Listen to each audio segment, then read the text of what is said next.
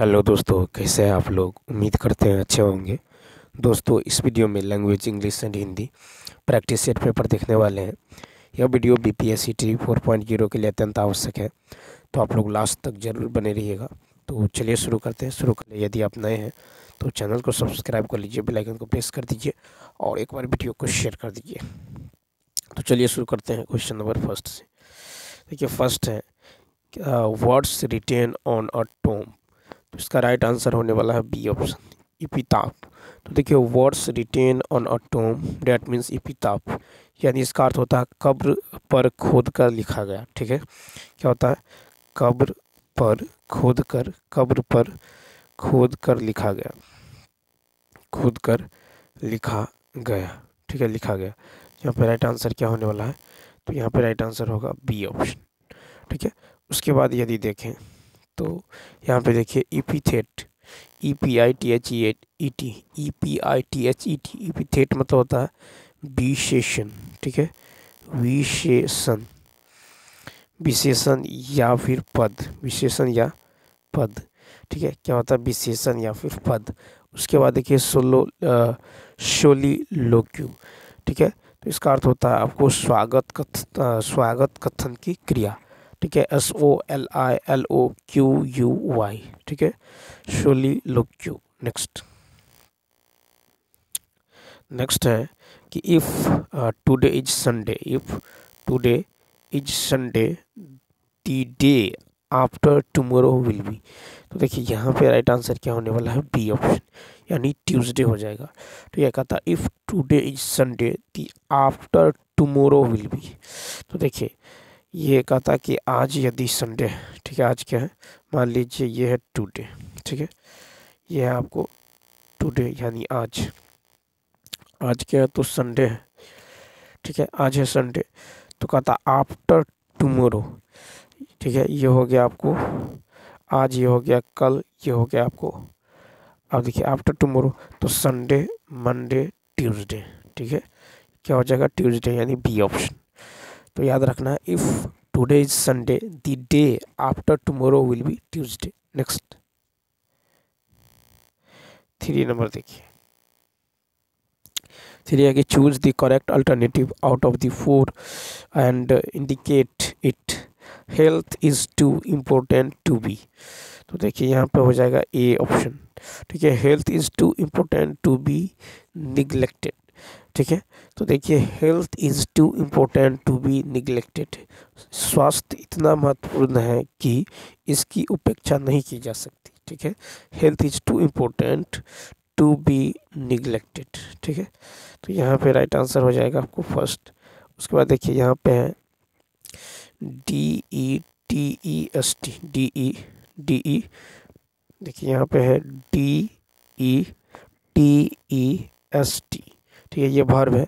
इसका अर्थ होता है टू डिसलाइक इंटेंसली या एवोर, यानी घृणा करना। ठीक है, तो डिटेस्ट मतलब होता है घृणा करना। क्या होता है? घृणा करना, घृणा करना। उसके बाद है DESPISE, ये भी वर्ब है। डिस्पाइज, इसका मतलब होता है हेट। स्कॉट, इसका भी मतलब होता है घृणा करना। नेक्स्ट देखिए, यहाँ पे read the following passage carefully and choose the best answer to each question out of the 5 alternatives. Many thousands of years ago, all men did all type of work. Each man built his own house and made what kind of furniture he needed and grew all his own food. His wife made all the clothes for the family and cooked food.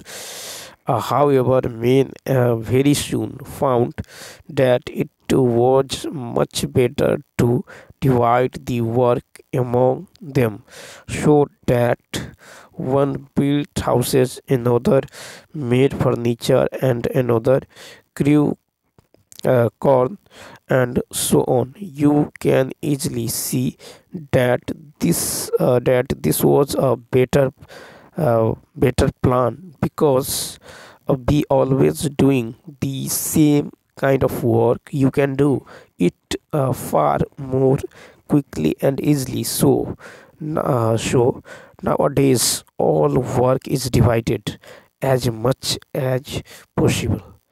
अब यहाँ पे है कि in the third sentence of the second paragraph, so nowadays all work turned out the word so indicates. Four का क्या हो जाएगा, A option, effect. ठीक है, तो देखिए in the third sentence of the second paragraph, so nowadays all work, the word so indicates effect of a cows. ठीक है, effect, the cows is why the event happens, the affected is what happened। तो यहाँ पे क्या हो जाएगा, effect हो जाएगा। ठीक है, तो यहाँ पे हो जाएगा सो nowadays all work effect. Next question में देखिए 5 है कि the word however at the beginning of the second paragraph indicates। तो यहाँ पे यदि देखें तो इसका राइट आंसर होगा सी ऑप्शन, यानी an idea the opposite direction। The word however at the beginning of the second paragraph indicates an idea in the positive direction। Next question number 6 की यदि बात करें तो देखिए 6 है, complete the flowing sentence with the correct verb form, all work ... by all men। 6 का होगा A option. तो all work was done by all main. ठीक है, all work was done by all main. ठीक है, तो यहाँ पे राइट आंसर क्या होने वाला है, फर्स्ट हो जाएगा। ठीक है, उसके बाद देखिए क्वेश्चन नंबर 7। क्वेश्चन नंबर 7 है कि which one of the flowing would be an appropriate title for the above passage. तो यहाँ पे आप सी ऑप्शन लेंगे, डिवीजन ऑफ लेबर। तो the appropriate title of the given passage is division of labor। 8 number कहता the author of the above passage is of the opinion that the way people worked thousands of years ago was not efficient। The author of the given passage is of the opinion that the way people worked thousand years ago was not efficient, but nowadays all work is divided possible among the person as their skill and interest। ठीक, तो यहाँ पे क्या हो जाएगा, not efficient. Next 9 और देखिए हिंदी शुरू होता है, कहता इनमें कौन सी भाषा का विकास जो है मागधी अपभ्रंश से हुआ है। 9 का ए ऑप्शन, तो मगही। तो मगही भाषा का विकास जो मागधी अपभ्रंश से हुआ है। ठीक है, मगही या मगधी भाषा भारत के मध्य पूर्व में बोली जाने वाली एक प्रमुख भाषा है। ठीक है, और देखिए मागधी जो है बिहारी, मैथिली, भोजपुरी, मगही, उड़िया, ठीक है, बांग्ला, असमिया की भाषा है। ठीक है, तो मगही जो है ये आपको मगही भाषा का विकास जो है मागधी अपभ्रंश से हुआ है। तो मगही या मागधी जो भाषा भारत के जो मध्य पूर्व में बोले जाने वाली एक प्रमुख भाषा है। ठीक है, और मागधी की यदि बात करें तो मागधी जो है बिहारी, ठीक है, मैथिली, भोजपुरी, मगही, उड़िया, बांग्ला, असमिया की भाषा है। नेक्स्ट फिर कहता है इनमें से कौन सा शब्द अग्री का पर्यायवाची है। तो इसमें से जो है अग्री का पर्यायवाची कौन सा है, तो 10 का होगा सी ऑप्शन, अमी। तो देखिए अमी अग्री का कहता है कि अग्री का पर्यायवाची जो है नहीं है। तो यहाँ पे अमी जो है अग्री का पर्यायवाची नहीं है। अग्री का पर्यायवाची शब्द है वैशाव, ठीक है, वैश्वानर, ठीक है, अनल, उसके बाद रोहिताश, दहल, पावक आदि।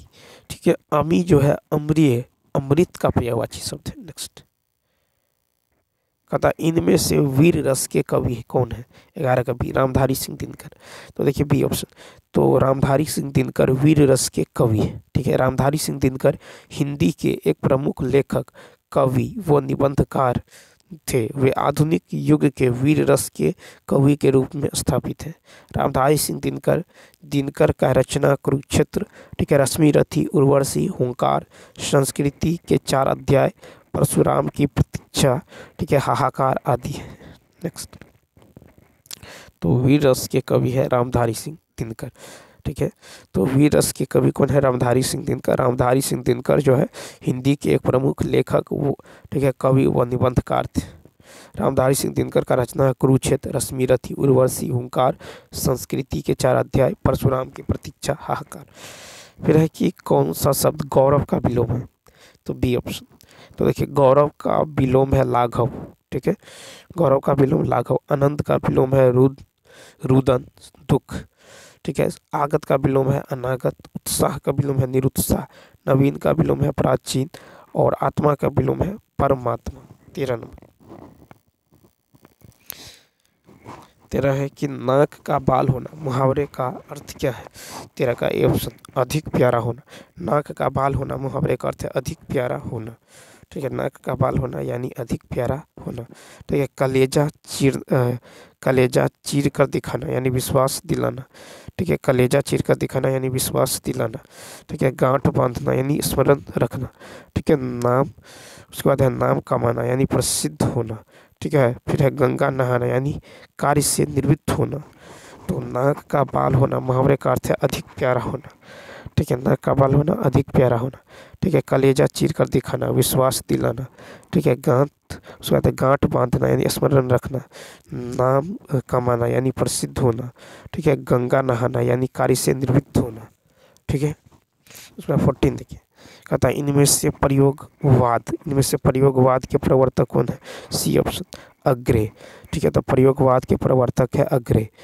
फिर है सच्चिदानंद, हीरानंद, वात्स्यायन, ठीक है। अग्रे हिंदी में अपने समय के सबसे चर्चित कवि, कथाकार, निबंधकार, पत्रकार, संपादक, ठीक है, यायावर, अध्यापक रहे, ठीक है। तो इनमें प्रयोगवाद के प्रवर्तक कौन है? तो अग्रे जो है ठीक है, यहाँ पर हो जाएगा अग्रे, सी ऑप्शन। 15 नंबर। कथा निम्नलिखित में से कौन सा शब्द तत्सम है? 15 का बी, प्रकट। तो प्रकट शब्द जो है ये तत्सम है। प्रकट का तद्भव रूप जो है प्रगट है, ठीक है। तो कथा कौन सा तत्सम है? प्रकट जो है इसमें तत्सम है। प्रकट का तद्भव रूप जो है प्रगट है, ठीक है।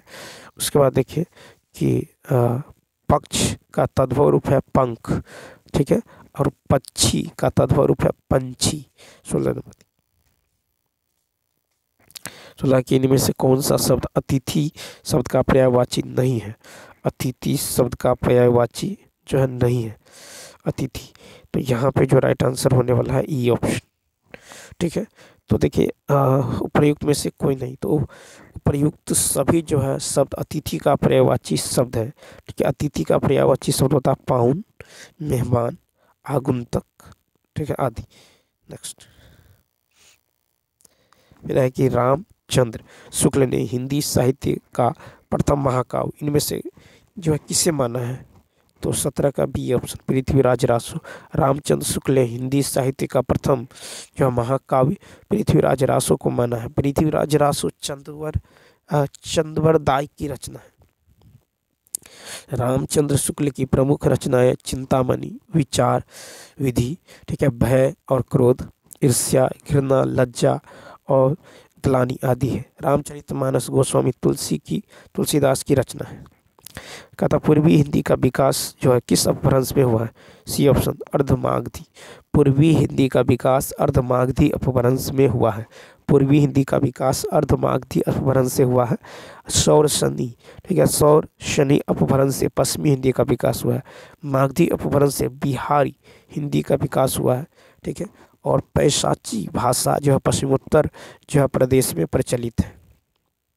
नेक्स्ट 19 है कि किस वाक्य में क्रियाएं सदैव एक वचन, पुल्लिंग तथा अन्य जो पुरुष में होती है? 19 का सी ऑप्शन, भाववाच्य।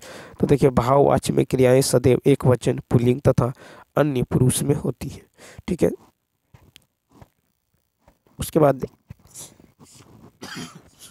देखिए कर्मवाच्य, जिस वाक्य में क्रिया का संबंध कर्म से होता है उसे कर्मवाच्य कहते हैं। ठीक है। तो कर्मवाच्य होगा जिस वाक्य में क्रिया का संबंध कर्म से होता है उसे कर्मवाच्य कहते हैं। कर्तवाच्य, तो जिस वाक्य में क्रिया का संबंध कर्ता से होता है उसे कर्तवाच्य कहते हैं। तो जिस वाक्य में क्रिया का संबंध कर्म से होता है उसे कर्मवाच्य, और जिस क्रिया का संबंध कर्ता से होता है उसे कर्तवाच्य कहते हैं। नेक्स्ट, त्रिलोचन में कौन सा समास है? A option. त्रिलोचन में जो है देखिए कहता त्रिलोचन, ठीक है। तो 20 का जो हो जाएगा, त्रिलोचन में बहुब्रीहि समास है, ठीक है। त्रिलोचन समास का विग्रह होगा 3 नेत्रों वाला, अर्थात शिव। त्रिलोक में द्विगु समास है, त्रिलोक में जो है, त्रिलोक में द्विगु समास, ठीक है। त्रिलोक में द्विगु समास है, जबकि त्रिलोचन जो है ये बहुब्रीहि समास है। फिर है कि यथा रूप में अव्ययी भाव समास है, चौराहा में द्विगु समास है, चंद्रमुख में कर्मधारय समास है। देखिए इनमें से किस शब्द की वर्तनी शुद्ध है? बी ऑप्शन, उज्ज्वल। तो देखिए उज्ज्वल शब्द की वर्तनी शुद्ध है, ठीक है। उ ज ज व, ठीक है। उ ज ज संयुक्त व ल, उज्ज्वल, ठीक है। उ ज व ल, उज्ज्वल, ठीक है। तो यहाँ पे उज्ज्वल शब्द की वर्तनी शुद्ध है। उसके बाद देखिए यहाँ पे देखिए भागीरथी शब्द यदि देखें तो इस तरह से भागीरथी, इस तरह से इसका वर्तनी शुद्ध होगा। क्षत्रिय का होगा छत्रहर्षि कार्य, क्षत्रिय, ठीक है। स्थिति का होगा इस तरह से स्थिति, ठीक है। नेक्स्ट है कि कवि का स्त्रीलिंग इनमें से क्या है? सी ऑप्शन, कवयित्री, ठीक है। कवि का स्त्रीलिंग होगा कवयित्री, ठीक है। झीलों का नाम जो स्त्रीलिंग होती है, झीलों का नाम स्त्रीलिंग होती है, नदियों का नाम प्राय स्त्रीलिंग होती है। नेक्स्ट देखिए यहाँ पे कहता है कि अनुच्छेद पढ़कर पूछे गए प्रश्न के उत्तर दें। देखिए यहाँ पे है, अमेरिका ने एक प्रसिद्ध जीवन शास्त्री का कहना है, अमेरिका के एक प्रसिद्ध जीवन शास्त्री का कहना है कि जिंदगी संघर्ष से भरी हुई है, एक के बाद एक खींचतान लगी ही रहती है और चैन नहीं मिल पाता। इसलिए जीवन में उन क्षणों की बहुत कीमत होती है जो जीवन को गुदगुदा दे और खींचतान की तेजी को भुला दे। जीवन शास्त्री ने लोगों को एक बड़ा दिलचस्प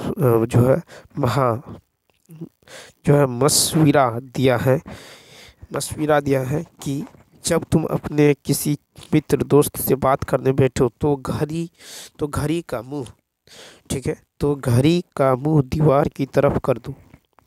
जब उससे पूछा गया कि बातचीत और घड़ी का क्या संबंध है तो उत्तर मिला कि वह जो है कमबख्त याद दिलाती रहती है कि इतनी देर हो गई है, और इस तरह वह आनंद क्षण खंडित हो जाता है जो मित्र की बातचीत से मिलता है। नेक्स्ट है कि जीवन शास्त्री ने इसे कमबख्त कहा है, किसे कमबख्त कहा है? तो सी ऑप्शन क्या हो जाएगा, सॉरी यहाँ पे है कि जीवन शास्त्री ने किसे कमबख्त कहा है, तो यहाँ पे 23 का जो है 23 का हो जाएगा सी ऑप्शन, ठीक है, घड़ी को ही, ठीक है। तो जीवन शास्त्री ने घड़ी को कमबख्त कहा है क्योंकि अपने मित्र से बातचीत करने के दौरान मिलने वाली आनंद में खलल डालता है। 24 कि लेखक के अनुसार आज का जीवन कैसा है? तो लेखक के अनुसार आज का जीवन कैसा है? 24 का हो जाएगा आपको बी ऑप्शन, संघर्षमय है, ठीक है। तो लेखक के अनुसार जीवन संघर्ष एवं खींचतान से भरा हुआ है, यहाँ चैन की सांस लेना मुश्किल है, ठीक है। तो संघर्ष में। नेक्स्ट है जीवन में वे क्षण मूल्यवान है जो 25 का सी ऑप्शन, तो जिंदगी की खींचतान को तेजी से भुला दे, ठीक है। जीवन में वे क्षण मूल्यवान है जो जिंदगी की खींचतान को जो है तेजी से भुला दे। नेक्स्ट 26 नंबर देखिए, 26 है कि मित्रता, ठीक है। 26 की यदि बात करें तो मित्रतापूर्ण गपशप में प्रायः जो है मित्रतापूर्ण गपशप में प्रायः, ठीक है, प्रायः आ जाता है, मित्रतापूर्ण गपशप में प्रायः आ जाता है। तो 26 का बी ऑप्शन आनंद। ठीक है, मित्रतापूर्ण गपशप में प्रायः आ जाता है, क्या आ जाता है? आनंद। ठीक है, तो यहाँ पे राइट आंसर क्या होगा? B option. नेक्स्ट 27 है कि जीवन को जो है गुदगुदाने वाले क्षणों की कीमत है क्योंकि। जीवन को गुदगुदाने वाले जो है क्षणों की कीमत है क्योंकि। क्योंकि सी ऑप्शन। क्योंकि उनसे, क्योंकि देखिए, क्योंकि उनसे जो है, क्योंकि उनसे तनावपूर्ण जीवन में चैन मिलता है। ठीक है, उनसे तनावपूर्ण जीवन में चैन मिलता है। तो यहाँ पे 27 का क्या होगा? C option. लेखक के अनुसार जीवन में उन क्षणों की बहुत कीमत है जो जीवन को गुदगुदा दे और खींचतान की तेजी को भुला दे। नेक्स्ट देखिए, नेक्स्ट है कि दिए गए वाक्यांश के लिए एक शब्द जो है दीजिए। जो, देखिए यहाँ पर है कि जो बिना वेतन के कार्य करे, जो बिना वेतन के कार्य करे। तो 28 का क्या होगा? C option. जो बिना वेतन के कार्य करे उसे अवैतनिक बोलते हैं। जो बिना वेतन के कार्य करे उसको क्या बोलेंगे? अवैतनिक। ठीक है, तो यहाँ पे राइट आंसर क्या होगा? C option. तो जो बिना वेतन के कार्य करे, अवैतनिक। नेक्स्ट 29 नंबर देखिए। 29 है कि रिक्त स्थान को भरने के लिए उपयुक्त शब्द का चयन करें। देश को खाली स्थान से बचना चाहिए। ठीक है, देश को खाली स्थान से बचना चाहिए, यानी सी ऑप्शन। तो जय चंदों से, तो देश को जय चंदों या दगाबाजों से बचना चाहिए। नेक्स्ट 30 नंबर है कि देखिए, निराश्रय शब्द का संधि विच्छेद है। निराश्रय शब्द का संधि विच्छेद है। तो यहाँ पे यदि देखें निराश्रय का संधि विच्छेद क्या होगा? तो इसका राइट आंसर होगा ए ऑप्शन, निह जोर आश्रय। ठीक है, निराश्रय क्या होगा? निह जोर आश्रय, निह जोर आश्रय। ठीक है, निराश्रय। तो यहाँ पे जो है निराश्रय का सही संधि विच्छेद होगा निह जोर आश्रय, निराश्रय। तो चलिए दोस्तों, इस वीडियो में इतना ही। यदि ये वीडियो अच्छा लगा हो तो लाइक, शेयर और सब्सक्राइब करना ना भूलिए। कमेंट करके बताइए वीडियो आपको कैसा लगा। Thanks for watching.